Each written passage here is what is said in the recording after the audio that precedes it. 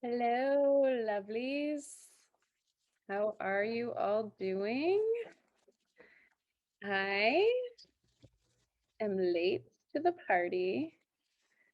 I'm leaving my water today and going to an actual party, which I have some pretty big social anxiety about. Yeah, for sure. And right now, I'm just organizing these tarot cards, which I am using Carnival at the End of the World, because yet again, per usual, we have some repetitive questions. I think I will leave those in there. I'm deciding to add, so I'm sorting them because we have some love blockage happening for people. So I am taking the kings and queens in major arcana and then mixing them or separating them. So I'm only going to be pulling from the major arcana the kings and the queens for the first two questions. Okay. Also, we have the solstice on the 20th, which the lovely Deva Nirguna talks about in our meditation, which he leads every full moon. So from the solstice to the full moon, we are creating some rituals and meditations for you out there. I'm very excited about it. And we hope you are too. We hope you find them useful. We'd love to hear what you think, what you're feeling, how you're feeling, how useful everything is that we're putting out there for you, what you'd like to see more of, all the good things like that. Please don't hesitate to let us know. So this is our stack. Let's see. Let's see what we get. We'll shuffle. And I will not be pulling these reversed. Well, I shouldn't be too quick to say that because I just got a tug when I did. Okay, questions, my loves. We have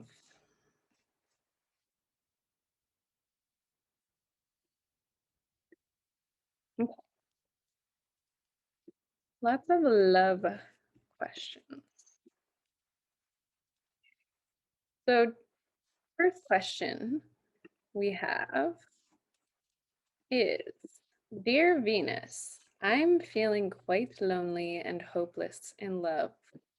What can I do to help my situation? And, oh, so I'm working today with Imago and that kind of concept between how you visualized your parents. And so now I'm separating these between the two. Yes. So we have your mother and your father who created you. And we have some impressions left upon us that we need to deal with. So here we go. All right, you get this one.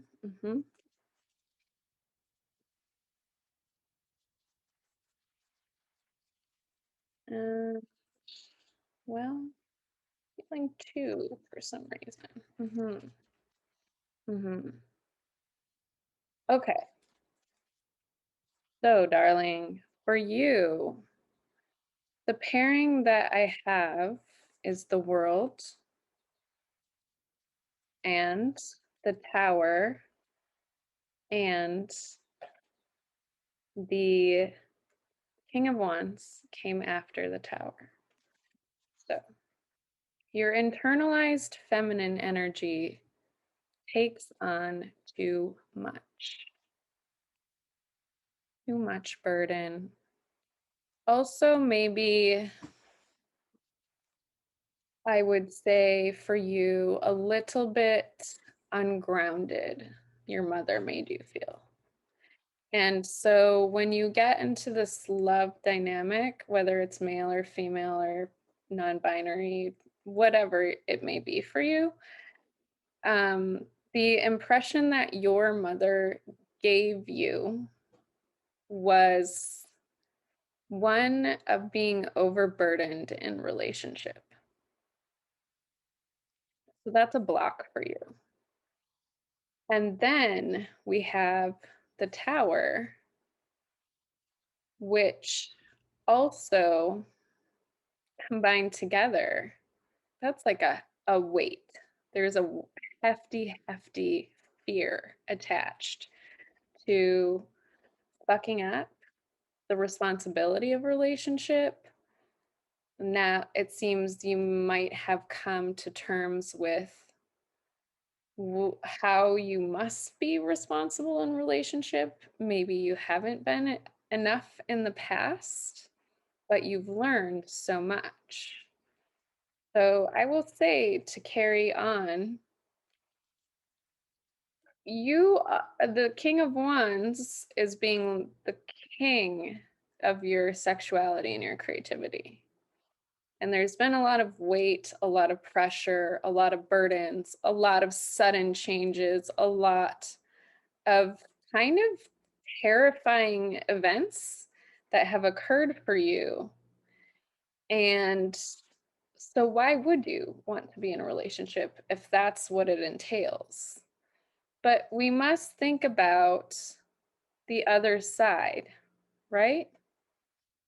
So get yourself a goddamn sex toy, take some tantra classes, some whatever calls your fancy to open up your sacral channels. You could also do this with acupuncture, qigong, the works. You go, girl. Go get this. Open up your channels. Do a little ritual to let go of. Think about how you perceived this relationship between the world and the tower. Oh, so hard what you've seen. And so to move on, you need to let this go and acknowledge that is not what is going to happen to you. That does not need to happen to you in relationship. And how you unlock that is through your sacral chakra, your sacral energy. You could even wear the color orange more, eat the color orange, have an orange day, choose that day once a week. Maybe Tuesday, I think, would be a good day for you. Really channel that energy. Okay. Hope that's clear, darling.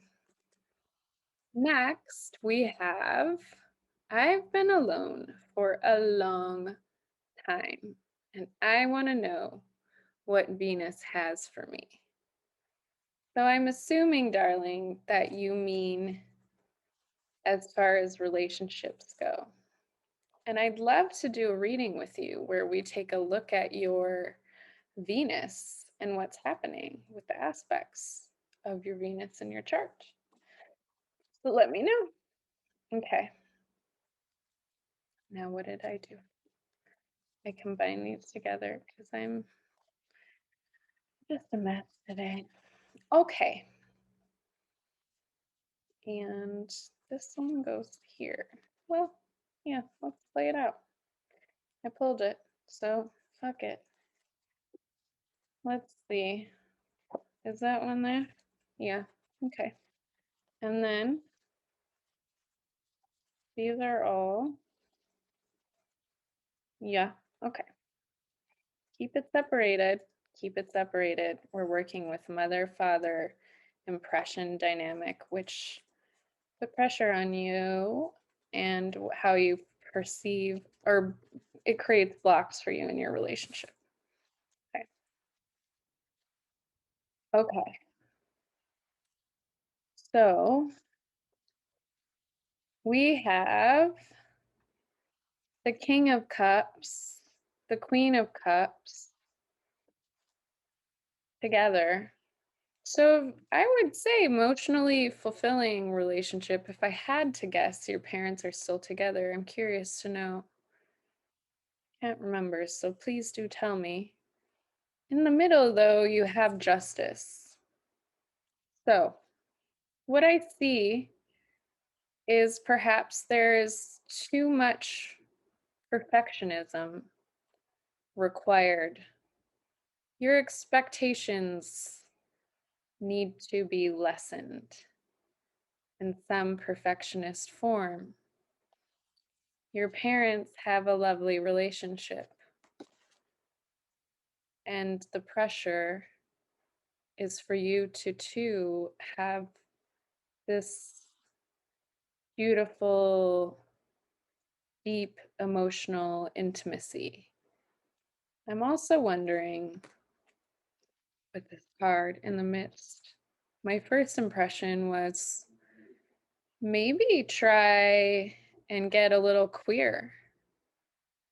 Maybe find somebody trans or non-binary or some. I would keep an open mind and really open your parameters beyond the scope that you have been doing in order to get into relationship. Explore areas where you haven't. And I think that this person could come to you through your career. I do. Um, so I'm curious to hear. Maybe it's something where your business partner is also your relationship partner. Maybe you've had that in the past and that's been a burden. But I do see this mixture between emotional depth and fulfillment and this other piece of the puzzle where you're doing some sort of career justice nonprofit, something interesting like that together. Could be cool. But I would open up and explore with different types of people than are in your vicinity currently. That means get on those dating apps, biatch, or go to shows, art shows, different things that you haven't. Just go on your own or with some friends and see who shows up for you. I think that's the ticket. That's the ticket, darling. Okay. Why do I still think about someone I broke up with a year ago? Shuffle in. Okay.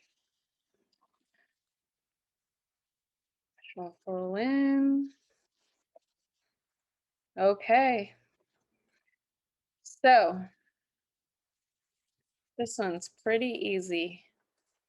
The star. You have the star. Well, the star, darling, is about finding yourself. And this person helped you find a piece of yourself, your feminine side, your feminine self. And they are the hanged one, the hanged person, originally entitled The Hanged Man. but we don't have to say man. They can be a man or a woman or a non-binary. They, her, she, whatever, he, him, they, them, they, all the ones, all the things that I can identify as. In this context, we're discussing every woman, every person has a masculine and feminine channel inside them, the Kundalini, boiling up your spine. They're the two energetics, the hemispheres of the brain, whatever you'd like to say about it. You can look up gender and hermetics. Very interesting, my favorite subject. In any case,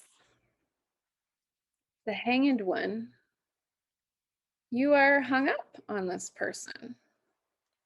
They helped you unlock a part of your identity. And so, perhaps for you, the better option would to be to just acknowledge that. Kind of like you never let go of your first kiss or your first boyfriend or who you lost your virginity to. Well, some people do. I mean, dear God, there's some nightmare stories. But when a romantic interest helps you find a piece of yourself, it's okay to be hung up on that person. And it will remain there for some time, but not in the way you think. It will dissipate. For now, though, just respect the fact that this person helped you through this process and know that is the reason why you are still hung up on them. All right, back to putting all the cards together. Doing a big shuffle. 2 more cards to go. And then I might read one more card. Okay. Let's see here.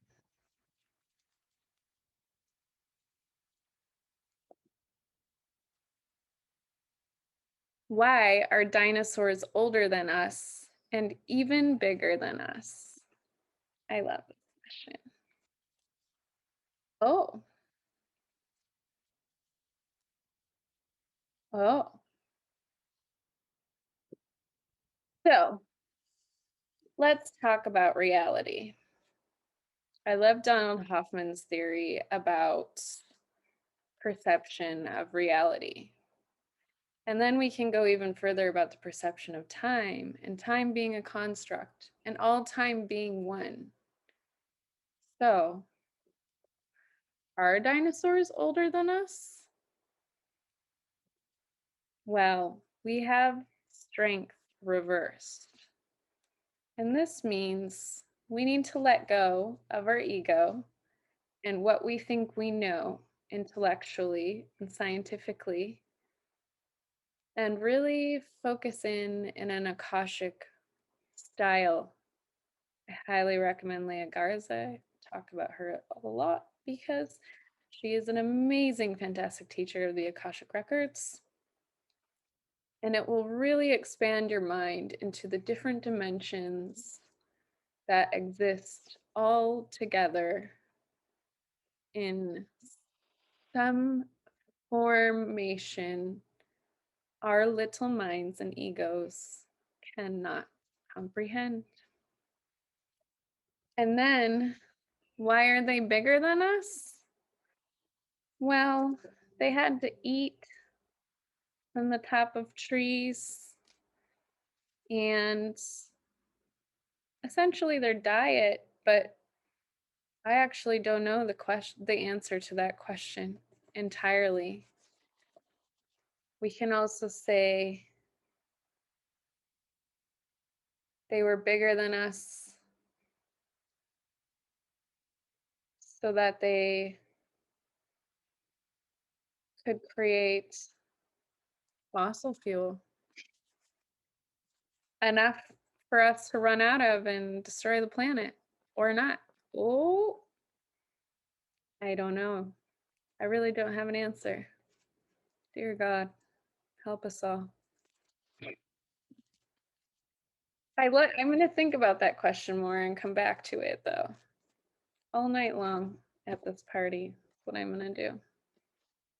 All right.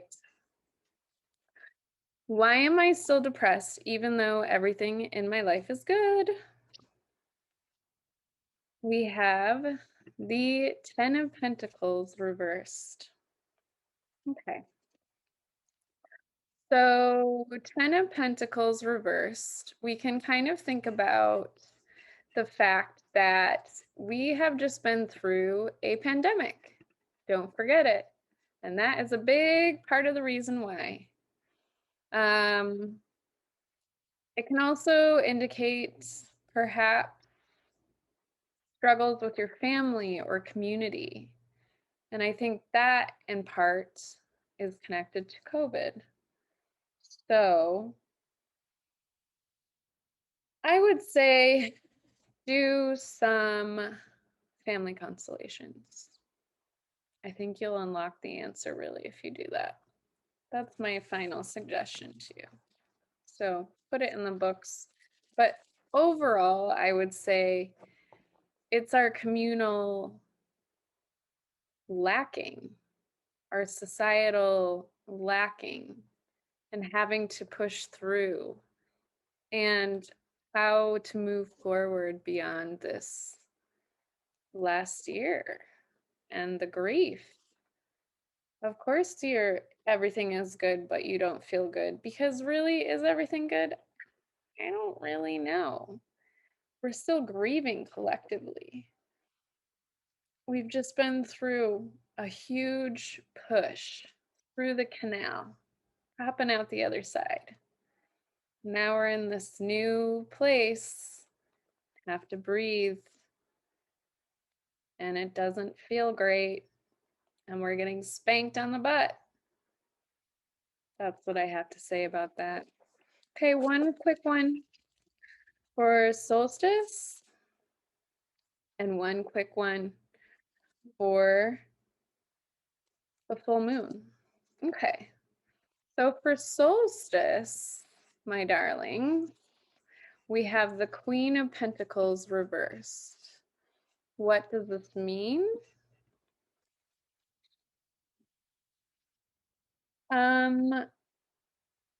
I would say try not to have high expectations for the next week, and make sure to give thanks and gratitude to your maternal lineage, your illuminated ancestors, to nature that feeds you, being nourished. Think about what's nourishing to you. And then we have the Nine of Swords reversed for the full moon. So this is a big overcoming. So we're finally overcoming so much. And I think that this big full moon is going to be glorious. And I think that we're really going to happen on a deeper level, know ourselves on a deeper level, understand our anxieties, depressions, all the hardships. It's a great time for reflection and manifestation of what you want to be moving forward. This full moon is splendid. Also, it happens to land in a special place in my chart, which I know very well. So if anybody would love a reading or feels the desire for a reading, it's a special thing for me to give them to you. Look it up, link down below. If you haven't subscribed, please do. We love you, we appreciate you. Thank you so much for being here and participating and supporting. Mwah. Happy solstice, happy full moon, happy Venus Day. Bye for now. On a full moon, the Earth is in between the Sun and the Moon. It's a balancing act. Imagine you're standing and you have a rock in each hand. One is the Sun, one is the Moon. You can spin and turn. You're in a kind of a balance. The full moon is also a play between opposite signs of the zodiac. For the next full moon, the Sun will enter into Cancer on the summer solstice. This is the the day with the most light in the year, and also it starts a month of the Sun in Cancer. And the full moon will come soon afterwards in the opposite sign of Capricorn. So we have a solstice and a Cancer Capricorn axis for the next full moon. The solstice is one of the four cardinal points, in a sense, of the year. We have the summer solstice when the light is at the brightest, and then the light starts to fade, the day gets shorter until we get to the vernal equinox, the autumn equinox, when the day and night are balanced. And then that carries on to the winter solstice when the day is the shortest.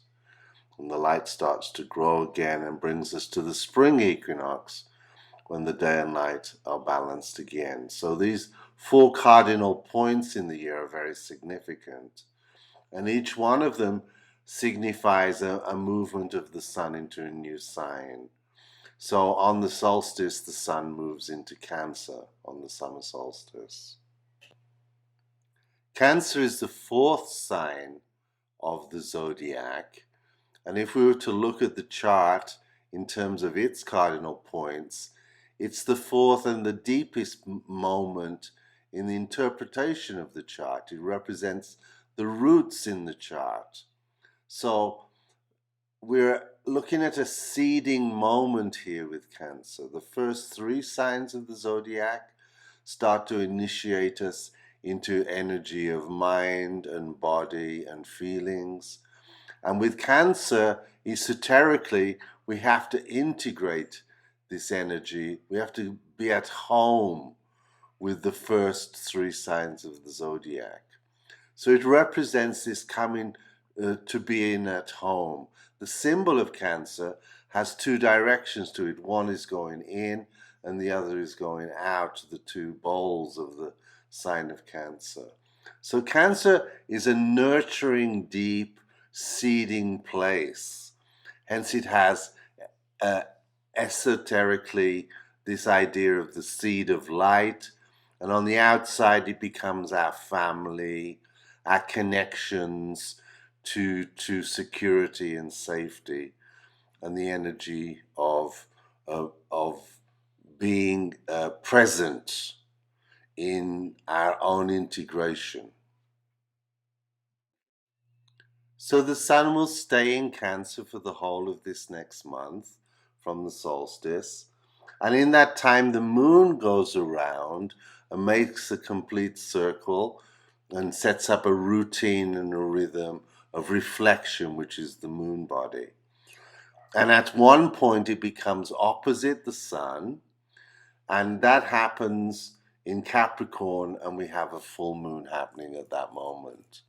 Capricorn energy is the opposite of the seeding energy of Cancer. In Capricorn, we have this expression of individuation. We come to our highest peak of understanding of who we are.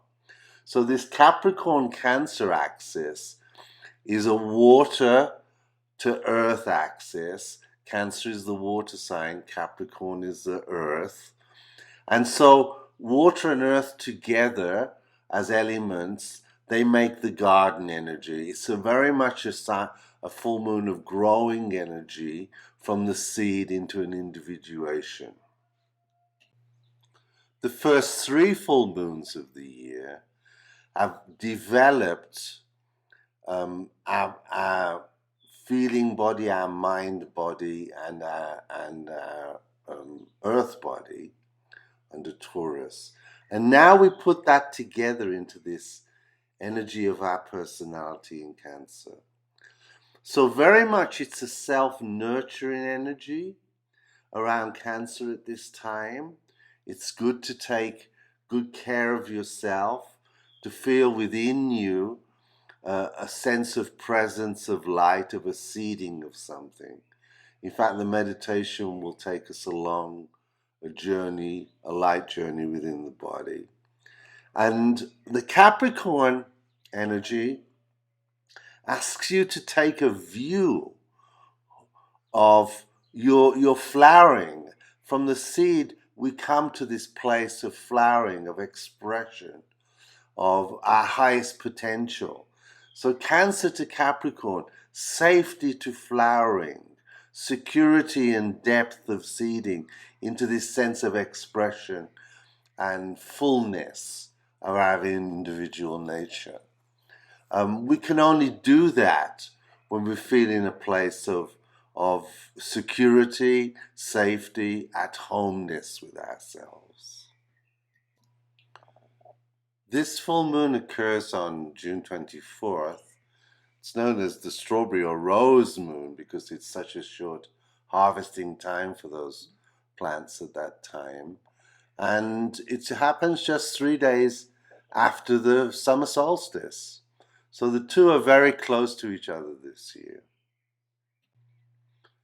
This gives an amplification to the energy of the sun as it's near to its fullest energy on the solstice. So it makes for a more powerful full moon also. Cancer and Capricorn are cardinal or activating signs. They begin the new seasons. So with Cancer, we're initiating the season of the summer. And with Capricorn, of course, we're initiating the season of the winter. So they're bringing in a new round of energy, a seasonal round of energy. You want to know where this Cancer Capricorn axis is in your chart, in your natal chart, because that's where this full moon will be influential. And for that, you can go to astro.com and find out about your chart. They run a free horoscope for you there, or you can get in touch with me to have a personal reading. Here in the sign of Cancer, the soul starts to take a firm manifestation. That's why we are part of a family, of a collective, of a nation in a sense. So this integration of the ideas of things, of the forming of things, of the first 3 full moons now takes a physical form. We have a tough square going on at the same time between the old and new ways of doing things with Uranus and Saturn. It's absolutely pronounced at this time, the third of its absolute conjunctions. So this sense of belonging to a community, to a family, will help you come out with your presence and connect to others. That's the new community we have to build. So don't get stuck in isolation. Feel to come out with this new summer energy. So let's start to feel that agility and lightness of being as we start to prepare ourselves for a meditation practice. So find a place to sit very comfortably with your back erect. You may want to feel your grounding cord that goes down your spine, kind of extend it like your tail down into the earth. And then use your 2 feet also as grounding cords. So you have this triplicity 3 points, like a 3-pointed stool that you're sitting there. But give your spine a little wiggle so you can really feel your pelvic floor against the chair. or the ground that you're sitting on. Feeling like an infinity, move like a little circles that are joined like an infinity. Now we change focus.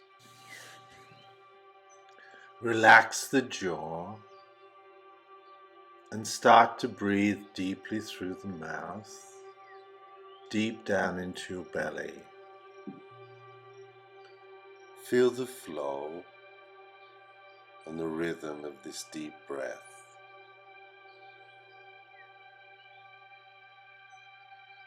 In Cancer, the germ, the seed of life, is already present. And with the flow and the water of energy, you can actually move with this breath as if you're flowing or you're dancing. The seed gets liberated from its hard casing with water. This is the Cancer energy, the liberating of the potentiality to grow. So feel the rhythm and the flow of your breath as you start on this ladder from seed to flowering. Here you becoming very aware of yourself, who you are in Cancer, this seeding moment.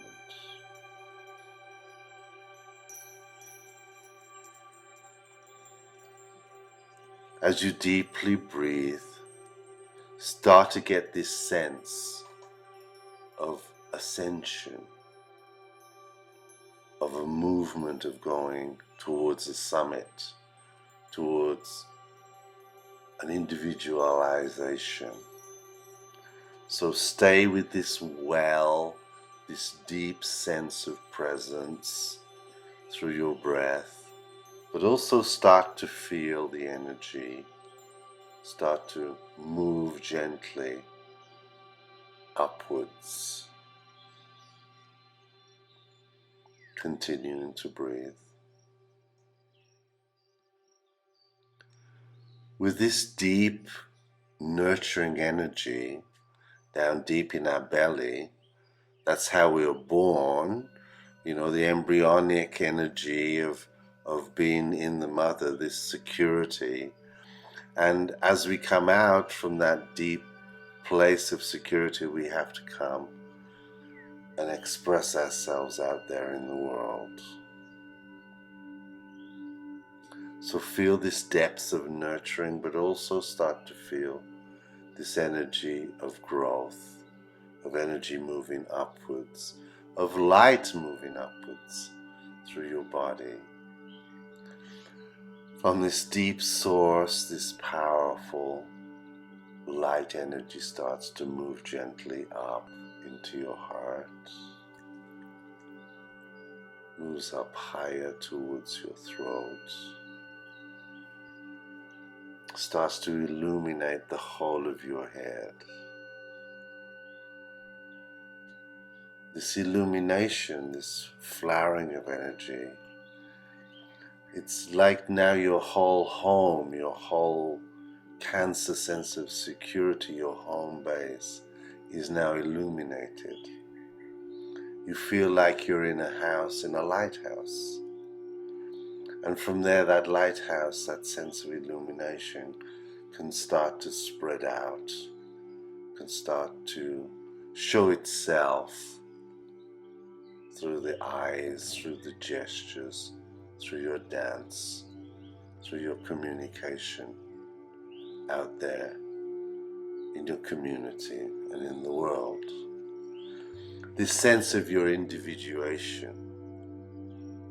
So continue to breathe and continue to bring this brightness and lightness of being from your deep source down there in the digestion and the sexuality, the water chakra, the second chakra down there deep, deep in the belly breath. Continuing to breathe, feeling the pulse, the beat of your life. feeling that deep womb space in your belly, the primal source. But also feel yourself growing out of this womb, becoming bigger.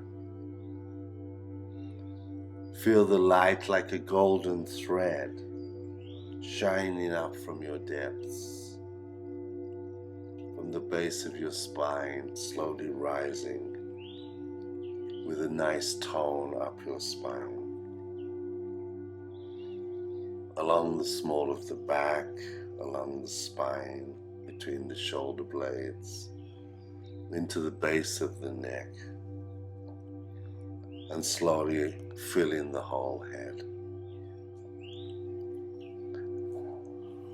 At this moment, you can start to concentrate on your third eye, the place between your eyebrows. And this is where this sense of your higher self, this individuation, becomes an expression into the world, becomes a vision energy into the world.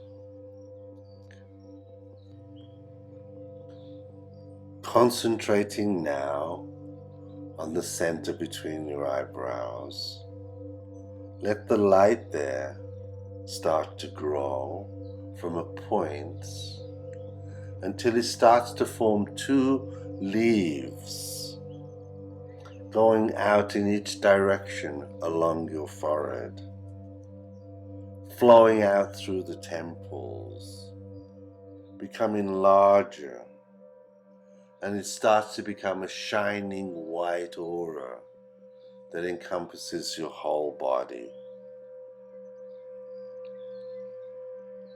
And let this light spread outwards and upwards. Let it form a spiral that connects to the heavens and to the source of love.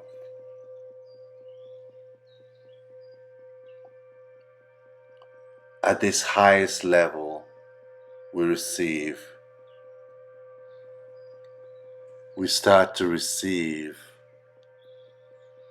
higher vibrations of love, higher vibrations of connectivity.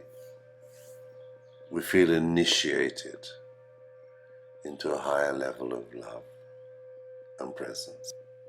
Feeling deep in your being a jewel-like sense of presence. So then, sitting quietly with this jewel-like presence, come back home, come back home.